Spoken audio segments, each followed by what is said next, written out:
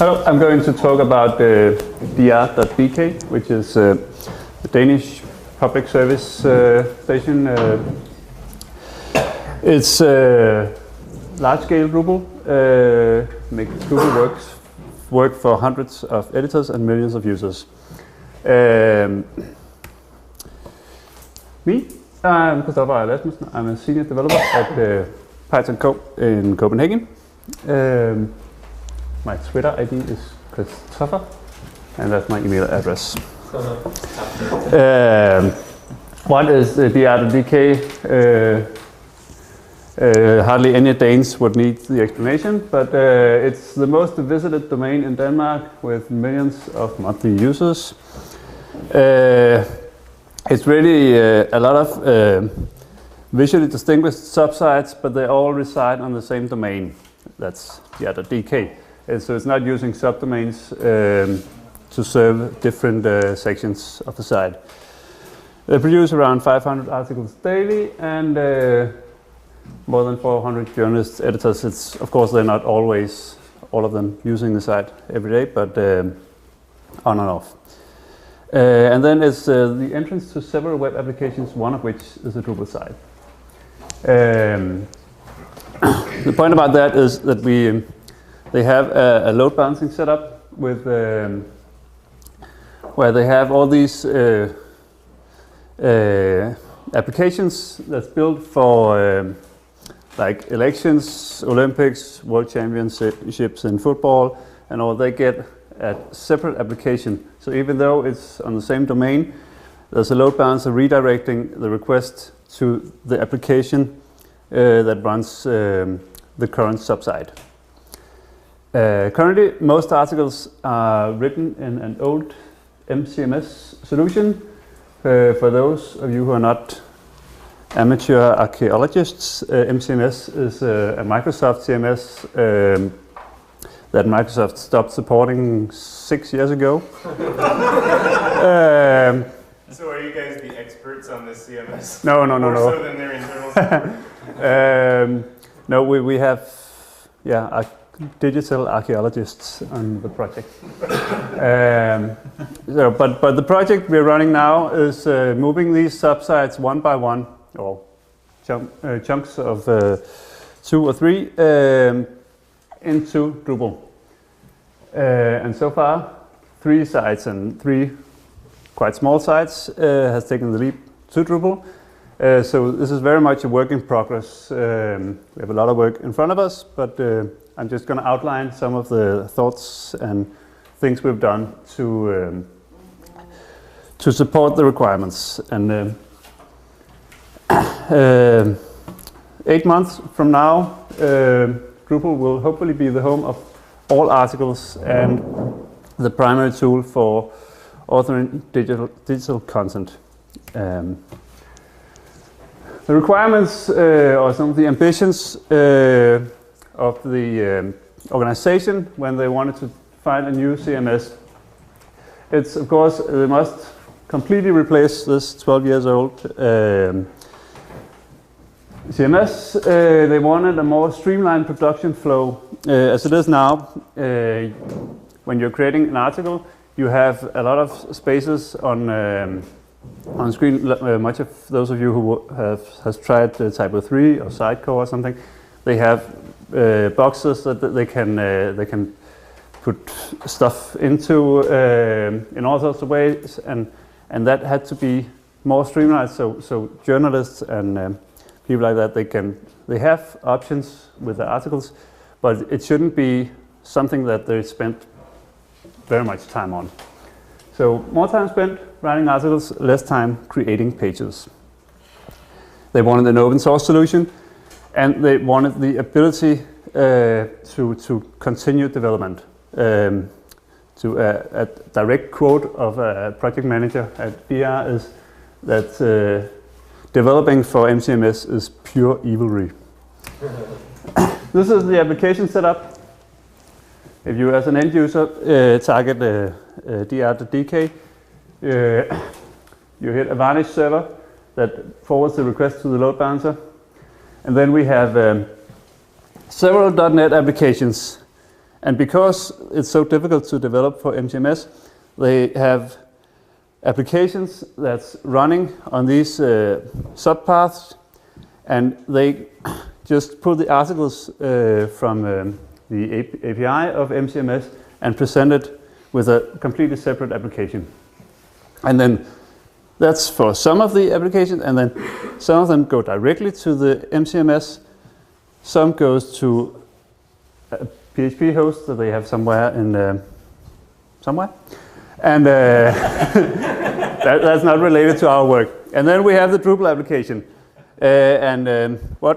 Some of these .NET applications, like for elections and special events, they will continue to exist in .NET. They have a lot of skilled .NET developers, but they will pull all the articles from Drupal. So this is where the journalists are going to work, and a lot of the sites are going to be to be hosted in Drupal. That's hosted at Acquia.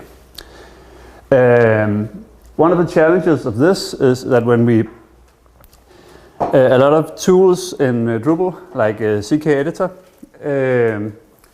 and Autosave and many others, they have custom paths that CK Editor has one.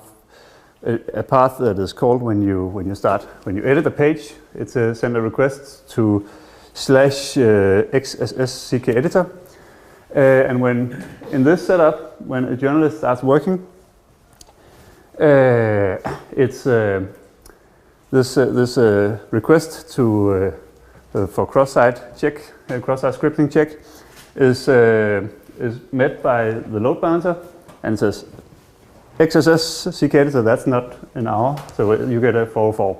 And that's, of course, we can't see that when we develop on our local machines. We can't see that when we push to the first test environment, but we can see it when we push to the pre-production staging environment, just that is included in this load balancer. So that's something we have to be conscious of, and that's one of the challenges of putting a Drupal site into a big framework like this. One of the things of the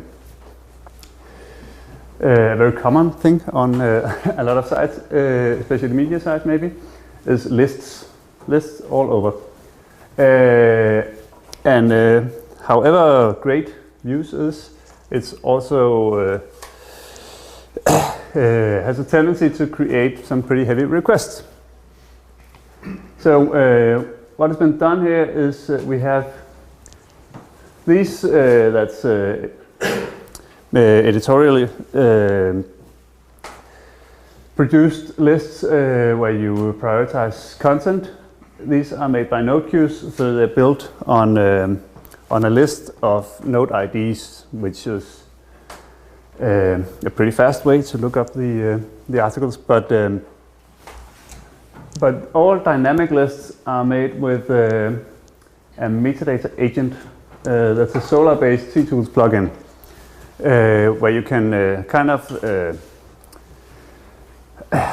a little like the Views interface, but you insert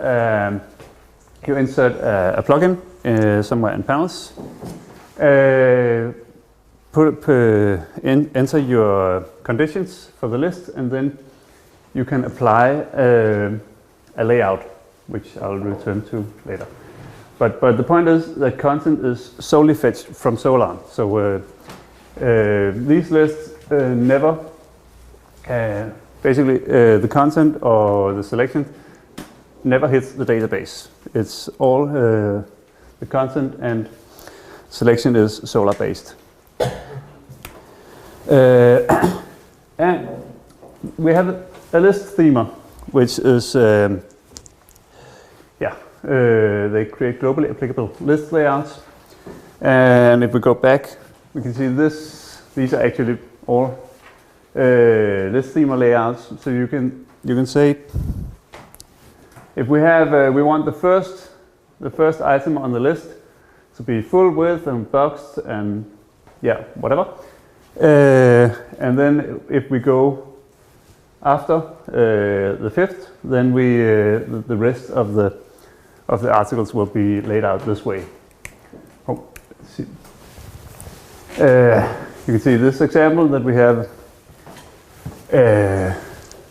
one layout for the first, another for the second, and this fourth and fifth. Oh yeah, no, third and fourth have similar layouts, and then the fifth as the same as the second. And that's all.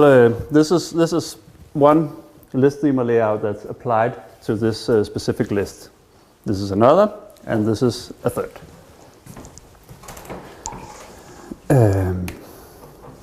Yeah, and the interface looks like this. So this is one list schema layout. That's when you build your metadata agent, you can say I want my layout to I want my list to use this particular layout. I don't know how easy it is to see, but this is the metadata agent. We have filters. You can filters and sort options, and you can choose tags or sections or whatever subsite you want to display articles from. And then further down, you can choose the layout type and insert a few parameters for that. It's a bit blurry. I'm sorry about that.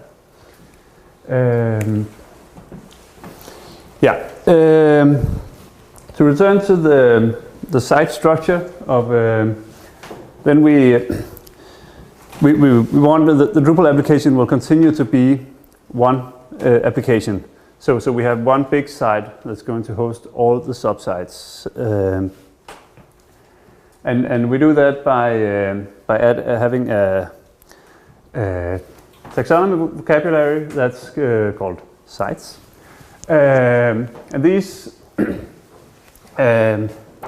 There's a front page node. That's the node you access if you go into a particular site like X-Factor, and then we have all the layouts are based on Panelizer. Maybe I should say that beforehand. And then we can say that we have these term panels. That's a list of mini panels. That's the default content of the sections on the Panelizer page.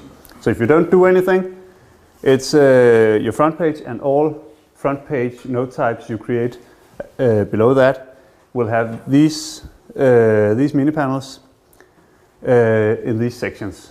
So you can pretty fast build a big tree of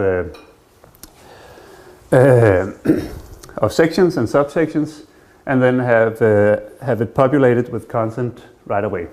You can't override it as you can in Panelizer, but that's a different story. Then we have what we call custom site assets, because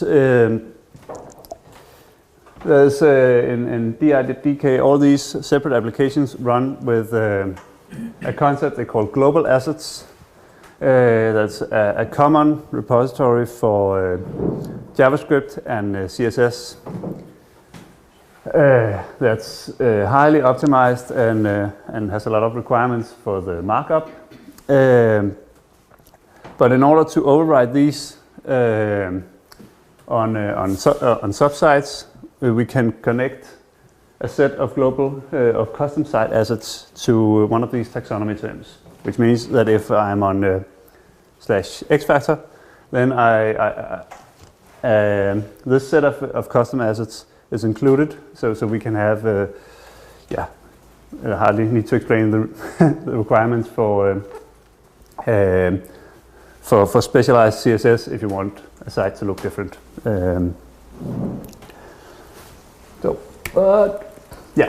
This is an example of, these are the 3 sites that's currently in Drupal. And as you can see, they look different, but they have also a very common structure, and that's exactly the point that they want. This they want a clear cut layout and some principles that's forced upon the different subsites, but they have to be visually distinguished, so you're not in doubt where you are. This was the first site that was moved, and then the other two came around 2 weeks ago, I think. The button was pushed that they should move on. The reason for this is we could create subthemes and assign subthemes to each subsite, but its subthemes are performance heavy. You have to go through subtheme and then you're redirected to the main theme.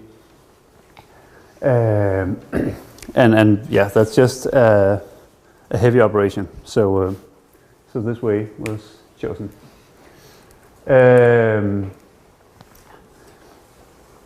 Another thing, sorry, this may be kind of a leap-ish way to move forward, but have a bit of few things. Another feature we built in order to have this unified approach to content editing is the concept of parse. Parse is Latin and means it's a part of something else. It's very basic. Actually, it's a URL-free entity that's fieldable, and we use it for text boxes, slideshows, ESI components, iframes, whatnot, media, and they can be used as panel pane content, and you can use it inside the body text. We use CKEditor 4.44, I think, which has this awfully nice function called widgets that's actually built on request from the Drupal community by CKEditor, which makes these whatever you insert in the body text as a closed entity. So you cannot, when you're in the editor, you can move this around, but you can't access the content. Those of you who have tried to use media inside the body text may have experienced a lot of editors who start to modify the HTML around the images. But with the widgets, you can prevent this completely because they can't possibly touch this unless you tell them to. The talk we had earlier about content filter inside CKEditor is also met by this, because you can have one content filter that's covering the editor as a whole, and then you can have a separate content filter for the widgets. So this can pretty much be everything allowed inside this one, and then you have some pretty strict options outside. Let's see, this is more about the parts. And these are examples we have two ESI components that's inserted in panelizers. And then we have these two, it's called fact boxes, that's inserted in the body. And we can, let's see, we have, now I'm into the editor, because that's one of the things we have been spending quite some time on, is linking and content relation.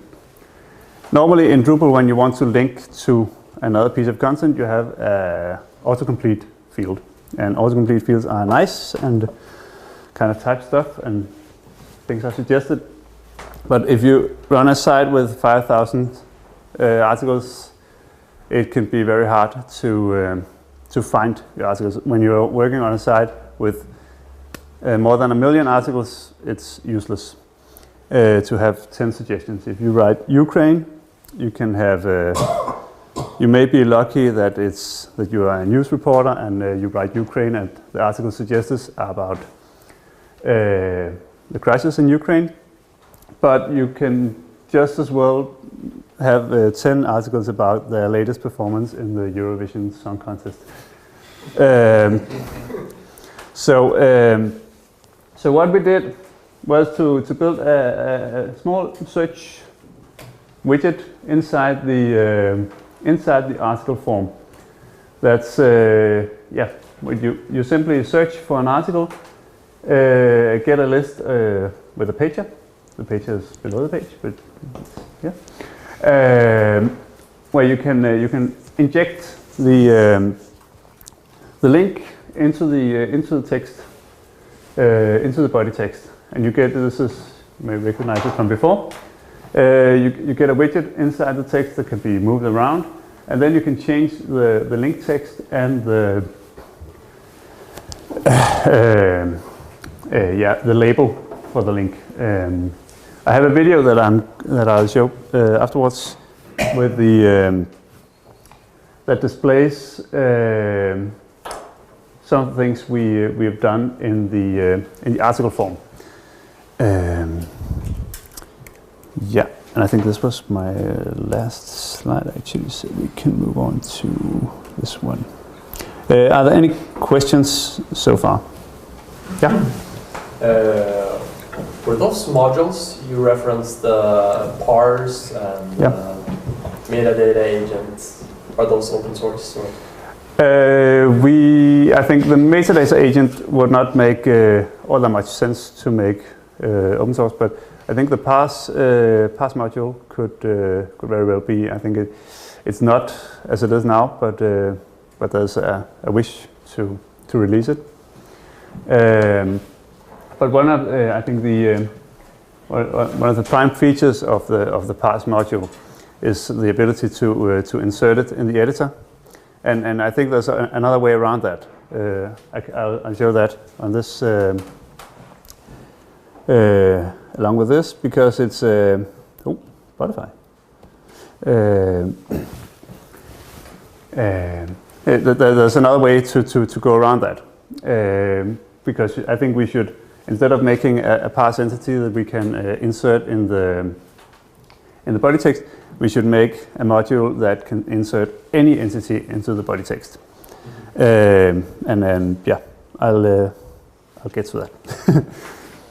You see, this is the article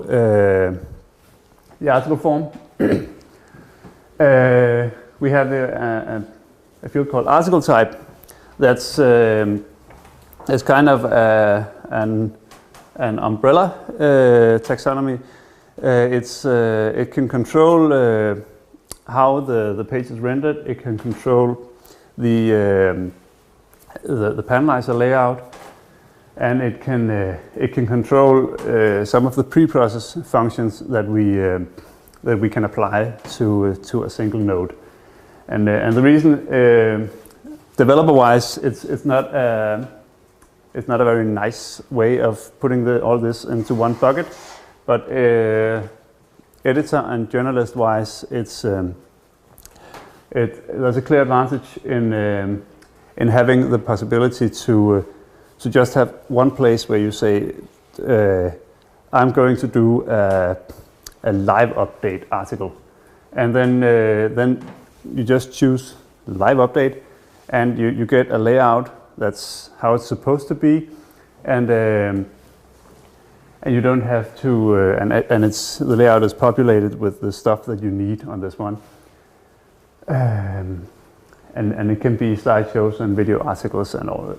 So it's it's not for a developer, and we also had some discussions with the developers. If could we really do that? Could we take an editor term and force it upon the code? But yes, we can.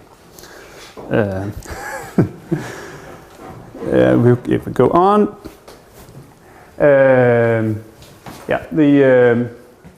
the author is, of course, we have authors in Drupal, but it's based on the UID. Often we have experts that just write an article and send it by email, and it has to be entered by some one else. So the author displayed on the page is really a taxonomy. Oh, we could just is a taxonomy term. So you can enter your so you don't have to have bunch of user entities in order to display the names of some expert who can who will actually never access the site themselves. These are the sections and the sub for the subsites, and we have, as I said, now there are 3 sites. There's going to be, I think, around 100 subsites, and this is the list for 3 sites. So imagine what it will look like if we have 100 sites. So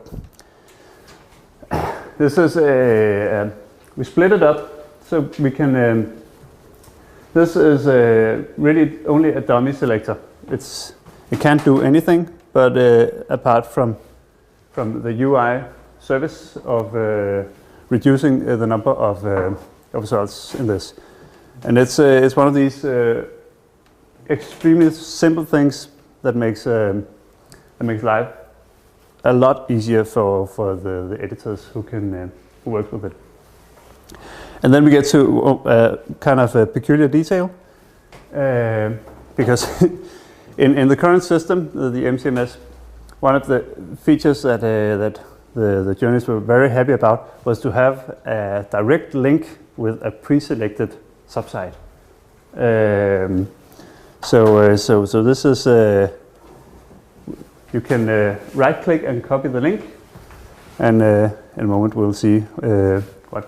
And that gives them the possibility to have bookmarks in the browser that says, now I'm going to write a news article, and it'll be pre-selected with a news article, and the name will be inserted here. Now I'm not logged in with a user that has a corresponding author, but otherwise the name will be in the author field, and the tags will be provided for the ones that has to be there when they choose a particular selection. Yeah, but, let's move on. Yeah, you see the tags set. We have all standard fields, and now we get to the editor. As you can see, we split the form into this is the pre-selected link. Because normally the body text just takes the whole width, which is kind of yeah. Some people can read very long lines, but it's you don't really use the screen real estate all that well by having it go full screen. So on the request of the the journalists, we split it. So all the things they're going to use when they enter stuff in the body text or need to enrich, populate the body text is positioned next to the field. You can hardly see it, I think, but this is also a highlighted list. That's a special requirement from the Global Assets repository that you have to make highlighted lists. So we build a button and an effect on this. In general, if you have not tried modifying the CK editor and all, it's I think the documentation is not at all perfect, but it's there and it's easy to search in. So by all means, try to if you need something from the editor, try to build it, because it's I think it has improved a lot in what you can do and how you can access the opportunities. But let's continue. Yeah, blah blah blah. Enter some new text. So yeah, as you can see, the options in the editor is very limited. That's also a request from management that they don't want people to spend time laying out the articles. So we have just one button for subtitles, or subheaders. And yeah, I don't think this is a very describing icon, but yeah, it was approved.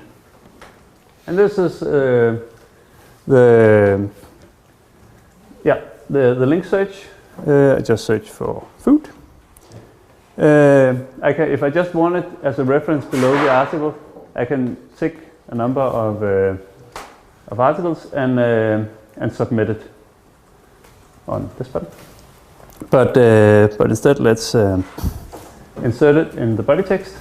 We have a closed widget you can move around the blocks in the body text, and as similar to the parts I described before, it's a complete closed entity, but with some very narrow editables inside the text. And in a minute I'll show you the code behind it, because one of the nice things about SCKEditor is it has an upcast state and a downcast state that's very easy to access.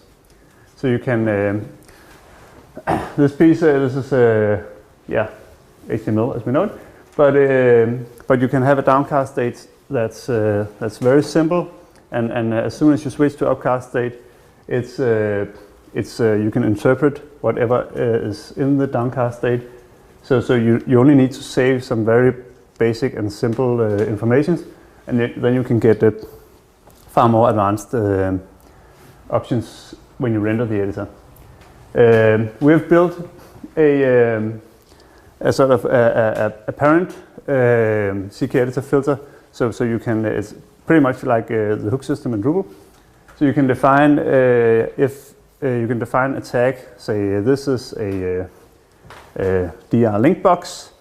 This should be interpreted with this function in the downcast, and when you submit, you should call this function.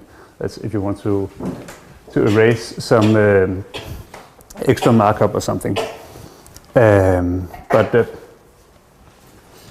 Yeah, we'll get to that in a minute.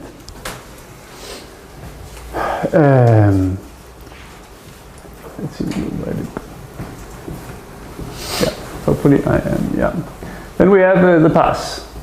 We have a search field here as well, but you can create new ones.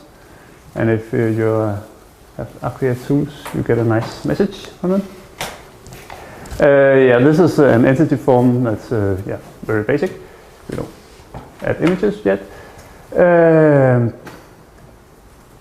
And once this is done, it's we're using the DR entity reference. No, not the DR, just the entity reference view widgets tool, also called. It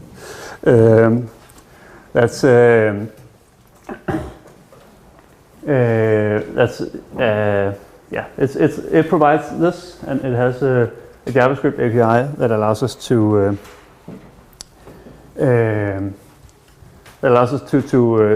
inject functions like adding stuff to the editor when we submit the form. You can move that around as well without risking to delete it. And I'm pretty sure this is going to be the widget function is the future of inline images and media in Drupal, because it's CKEditor built it on request from Drupal, and in Drupal 8, if you were in Amsterdam and saw the presentation of Drupal media, this is the way they're moving. I think it should be ported to Drupal 7. Hopefully we can find the time to move what you can see here into the public repository. But if you we had this. Yeah, if I want to edit my my box, I have this. You can see all whatever is here, and just change it. So it should actually be facts, awesome, and save it, and it's Ajax loaded into the editor. And let's see, yeah. Yep. So all those are widgets. Those we Yeah. saw there. Yeah. So is the HTML template, does that live as an HTML file as part of the widgets in CK, or is it a view mode? That's for the pass. This one, it's living. It's a view mode of the pass. Okay. So it's Ajax loaded. We had this filter that says if you come across a placeholder called dr insert pass, then use this function to update the content. Whereas the link widget is it's a completely different rendering in the front end. So it's just rendered in JavaScript to avoid requests or unnecessary requests. Yeah, and as you can tell, there's just a JSON string that provides everything in the link field, and you can then we have a corresponding PHP filter that renders from this in the front end. Yeah, but this is the downcast state of the pass, and you can just tell CK Editor you want when this block is in downcast, then it's just this, and when it's in upcast, you get a full-blown widget. So we'll move on. Yeah. Okay. So we get to media, and yeah, as most of you know, media is not the cardinal skill of Drupal. We kind of have bleeding edge updates to media because of the requirements of the client. We needed to be able to multi-upload. We need to be able to multi-select. We have, it's not enabled here, but we have a module that can, inside the media browser, that can search an external image provider service and add multiple of them at once. But let's see, we can just add a few images of the bridge between Denmark and Sweden, and another one. That's this PL upload module. Also came with a little, do we say, Easter egg? It's when you upload with it, it's pretty fast and nice and all.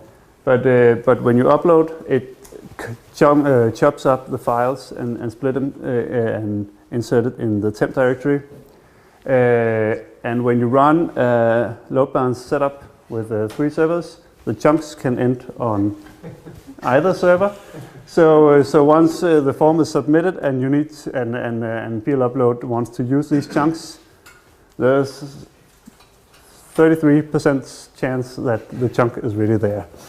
So whenever you want to use that, consider your options. And in our case, it's a shared folder between the 3 nodes, web nodes, so we can, yeah, it can actually access the file that it thinks it's uploading. Advanced distributed systems. Yeah.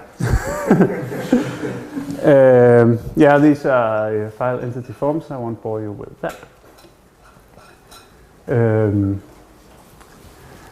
then we have the wonder child, the manual crop. We have heavily patched the manual crop function. As you probably know, all of you, that in Drupal an image file entity is a closed entity, which in many ways is a very good thing. But if you have millions of images, then it's not necessarily then you can take up a lot of space and it actually can become an issue. So we have, or not actually yet approved, but built a tool, or extended the manual crop tool. So once you crop, now we're on the article form, you make your crop, and when you submit it, the manual crop tool will know that this was submitted from this particular node. So the crop is saved with information about the referencing entity. So this image can appear in several different articles with different crops. And one of the main usages of that is when the news are writing articles about politicians from small nations or whatever, and the only images they have is in a big crowd of other politicians. Then they can cut out the image of this particular person, and then it's like a school book image, and then it can actually, one photo can supply images of a lot of different people. Yeah, but otherwise it's pretty basic. You click and you get the crop tool. You can see this one was there was a crop on that already. If you don't make a crop and there's already a crop, then you just use the default setting. One more feature of the parse entity is that we can use it. We have the two node types on the site. There's the front page and the article, and it's all articles. That means that all articles which can be extremely different, they are all going to use the same node type. And in order not to bloat the form completely, we built this article extras field. That means that if you have to, you want to use reviews that has a 1 to 5 point scale, which is going to be used a bit, but it's going to be millions of articles without it. It can be recipes where we want a special kind of, we want the ingredients to be in a structured list. We want, whatever, to extend the number of fields on the article. Then we have this article extras field, where you can add a parse with the extra fields you want, and then the article type that we saw in the beginning will tell you will tell the render engine how should the content of this field be used. Like we have an article type called interactive graphics, and it's if you choose that type, it knows that if there's a code component box, which is one of these add your own JavaScript and be responsible widgets, then this code box will be used in the top of the page. That's for interactive widgets for elections and whatever. And nifty little feature is that this label changes when you change the article type. So if you choose the interactive graphics article type, then this says enter your graphic something. Actually, I don't know. I've used it, but this is a panelizer. You can inherit the panelizer, the default panelizer layouts and section from the that was set on the site term, or you can decide for a new one. But this one will probably be deleted because the articles are only supposed to use the article type. The journalist is only supposed to use the article type for different layouts. Yeah, and I think this one is saved in a minute, and you can take it there. We use workbench moderation and versioning and all that. Yeah, this is the product, which is awesome, as you can see. No, it's yeah. This is the link that we made, and this is the fact box. It needs to be a lot more, I think, because there's some social media stuff out here.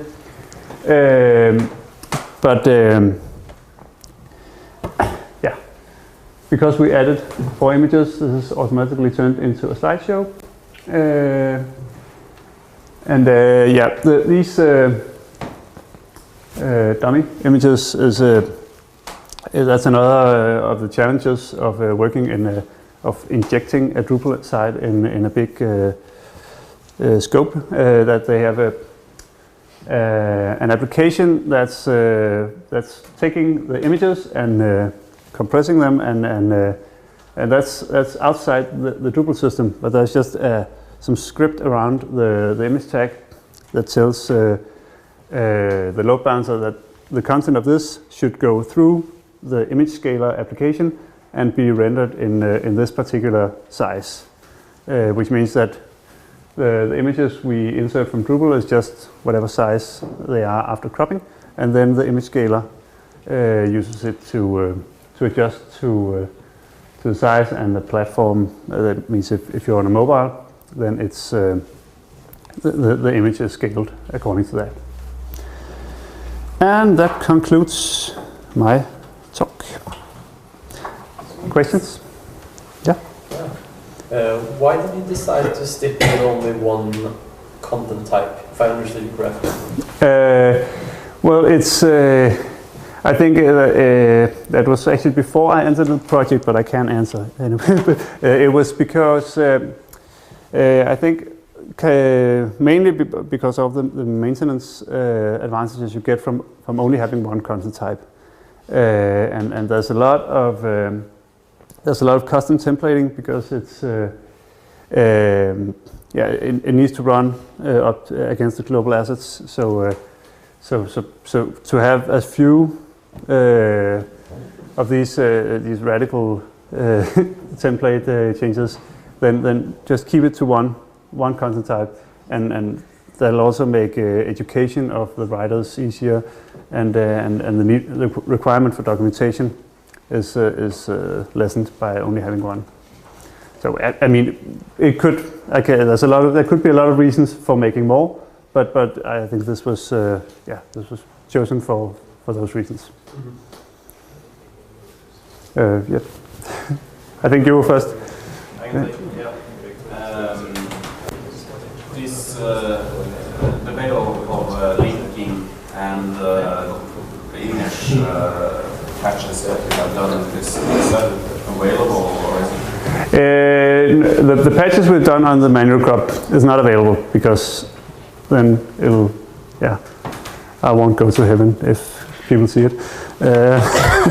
No, it's I think it's we had. I would really like to, because I think it's a cool feature to be able to crop specifically. But as it is now, it uses had to write so many custom functions that we took it outside the module and just hook into the module several places to execute the external functions, because it's a radical move away from the way Drupal behaves normally. So in order to make it a contrib module, it would take very much work, because it sidetracks a lot of the things that Drupal normally does when selecting images or rendering images. I think from the entering of the rendering of the image, the whole path into until the actual rendering is sidetracked. So when it meets the image field, then we move. Then it's we move away from the standard Drupal way of rendering images, and only returns once the image is actually rendered. If that makes sense. So we have different functions for choosing the image style, and a different function for building the deliverable or the derivative, and the URL rendering is also completely different. So it's yeah. I hope very much that I can that it can be released as a concept, but it's not right now. And the linking. The linking is as I said, I think it's not now, but hopefully we can make it the part about the generic filter, where you can that's sort of an API to inject entities. I think that we should definitely make that a content module, but it's again it isn't right now, but it should be definitely. Yeah, just a quick question about the media module. So you're using the latest version of Media 2, and it's safe, or? We've tested it quite a bit, and is continually testing it, and it's working. I think it's not as fast as you might want, and we actually use Media Multi-Select as well, and which is a bit slow, but it's I think it's okay. I think it's I'm not dancing with my arms, but it's okay. Yeah. Did you go probably agile with this, and how did it work? Method? Yeah. Well, the concept of this is that we are two agencies that has the original task of building the site, and in February the base system, as it was called, was finished with the Leonu, the yellow side. Let's see if we can find it. Yeah, this one was released. I think it was in February, and then we had to expand to make it available, or to make it possible to add all these other sites. We've had a long scoping procedure, identifying the challenges and the components that needs to be built and all. So right now we are, I think,